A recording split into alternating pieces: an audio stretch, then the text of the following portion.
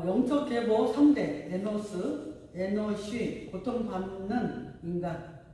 명제 에노스는 고난당하시는 예수 그리스도를 일표합니다.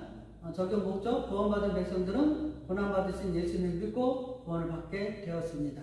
창세기 5장 6절 셋은 105세에 에노스를 낳았고 셋은 구속사의 시작점으로 끊어진 구속의 맥을 이어주는 사람입니다. 이 사람이 낳은 아들이 에노스입니다.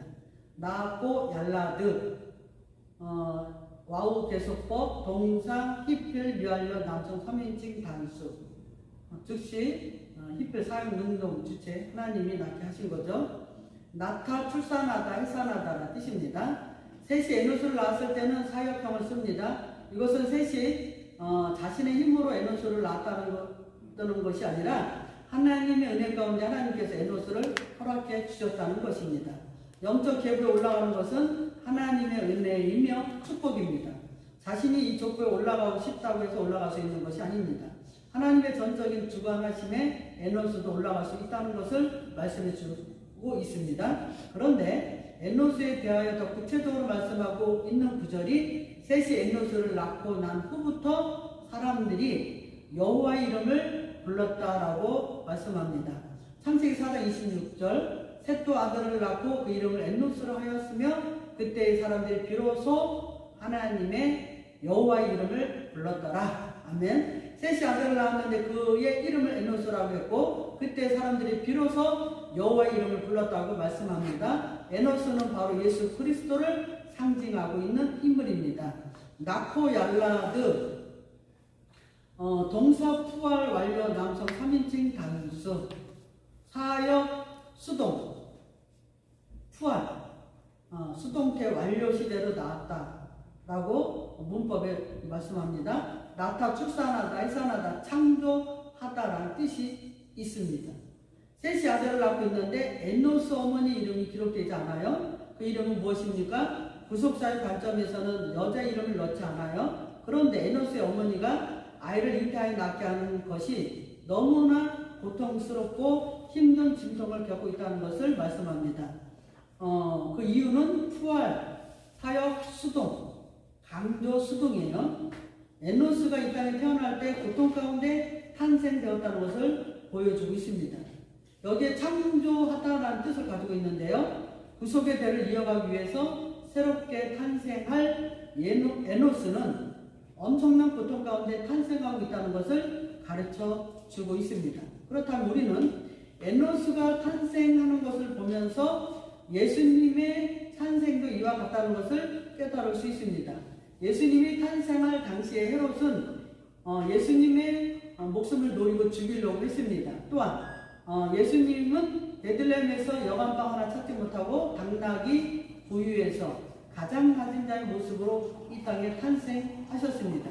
이사야 53장 5절 그가 찔림은 우리의 허물 때문이요 그가 상함은 우리의 죄악 때문이라. 그가 징계를 받음으로 우리는 평화를 누리고 그가 채찍에 맞음으로 우리는 나음을 받았도다.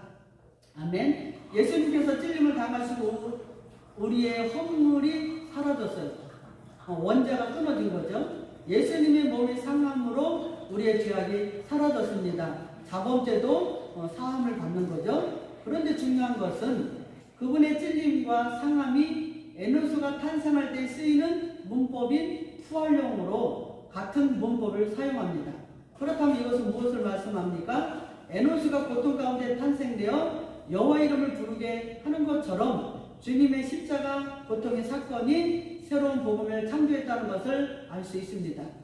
예수님의 십자가 고통이 없이는 절대로 죄인들이 여호와 이름을 부르게 할 수 없습니다. 사람들이 비로소 할 때 할랄 같은 단어를 씁니다. 동사 호팔 완료 남성 3인칭 단수 사역 수동 호팔이에요. 구멍을 내다 꿰뚫다 수치를 당하다 시작하다라는 뜻입니다. 에노스를 낳고 난 후부터 사람들이 여호와 이름을 부르기 시작합니다. 그 전에도 복음이 하는 것이 있었지만 희미하여서 모두가 제대로 보지 못하고 세상으로 돌아갔습니다. 그런데 에노스를 통하여 비로소 사람들이 여호와 이름을 불렀다는 것은 바로 에노스가 자신의 몸에 구멍을 받듯이 고통을 당하고 꿰뚫어짐을 당하여 죄인들의 죄 때문에 수치당하고 난 후에 에노스를 통하여 죄인들이 여호와 이름을 부르기 시작했다는 것입니다. 그렇다면 에노스는 바로 예수 그리스도의 그림자입니다. 그 이유가 앞에서 말씀하셨듯이 그가 찔림은이라는 단어가 똑같은 할랄이라는 단어를 사용하고 있기 때문입니다. 예수님께서도 십자가에서 자신의 몸에 채찍을 맞으시고 대못에 관통하여 손과 발을 찔렀습니다. 이렇게 예수님의 고통이 있고 난 후부터 죄인들이 예수님을 통하여 여호와 하나님의 이름을 부르고 있습니다. 그런데 에노스는 하나님으로부터 고통을 당하여 죽을 것이 예정되어졌습니다. 지명되어졌습니다. 왜냐하면 호팔, 사욕, 수동을 사용하고 있기 때문이죠. 하나님은 에노스를 태어나자마자 연약하게 하셨고 하나님을 의지할 수밖에 없도록 했다는 거죠. 이것은 예수 그리스도의 그림자입니다. 예수님도 십자가에서 달리실 것이 지명되어졌다. 사역 수동 골고다로 십자가를 메고 올라갈 수밖에 없다는 거죠. 자기 의지가 없는 거죠. 수동태니까. 이사야 53장 7절 그가 군용을 당하여 괴로울 때도 그의 입을 열지 아니하였고 마치 도수장으로 끌려가는 어린 양과 털 깎는 자 앞에서 잠잠한 양같이 그의 입을 열지 아니하였도다. 아멘. 예수님께서는 군용을 당하시고 괴로울 때도 그의 입을 열지 않았고 도수장으로 끌려가는 어린 양처럼 십자가로 올라가셨습니다. 그런데 여기서 끌려가는 단어와 비로소라는 단어의 문법이 호팔용어로 같은 문법을 사용합니다. 이것은 무엇을 의미합니까? 에노스가 하나님께 지명을 받았다는 거죠. 지명을 받았다, 지정됐다. 대체 불가능한 것이 사역, 수도, 호팔이에요. 바꿀 수 없다는 거예요. 이렇게 지명을 받아서 고통을 당하고 괴로움을 당할 것이 지명되어졌다는 것이죠. 예수 그리스도께서도 이와 같이 양의 도수장으로 끌려가는 것처럼 골고다 언덕에 묵묵히 십자가를 메고 올라가는 것이 지명되어졌다는 것을 깨닫게 되는 것입니다. 예수님 외에는 어느 누구도 십자가를 맬 수가 없습니다. 하나님은 오직 예수 그리스도만 인간의 타락한 죄악을 끊을 수 있는 분으로 지명하셨다, 선택하셨다라고 말씀합니다. 에노스는 에노스라는 뜻이죠.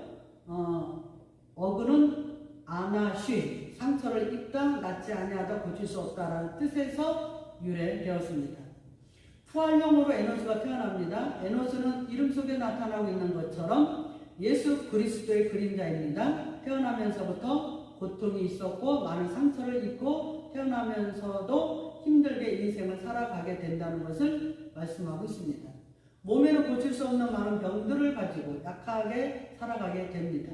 이것은 앞으로 오실 예수 그리스도의 그림자이며 죄를 짊어지고 갈 운명을 예표하고 있습니다.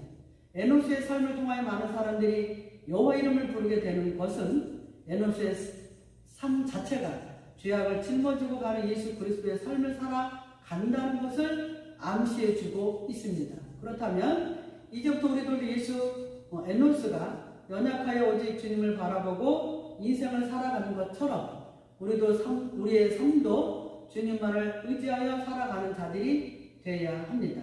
사람을 의지하지 말고 예수 그리스도 안에서 주님만을 바라보는 삶을 살고 주님께만 소망을 두는 인생이 되어야 합니다. 또한 나를 통하여 세상의 많은 사람들이 예수 그리스도를 깨달을 수 있는 신앙의 본을 보여야 합니다. 에노스의 삶을 보고 많은 사람들이 하나님을 깨달았듯이 나의 성화된 삶을 통하여 세상의 많은 사람들이 주님을 깨닫고 복음을 받아들이게 해야 합니다. 이것이 진정으로 구원받은 주님의 백성이라는 것을 말씀해 주는 것입니다. 아멘.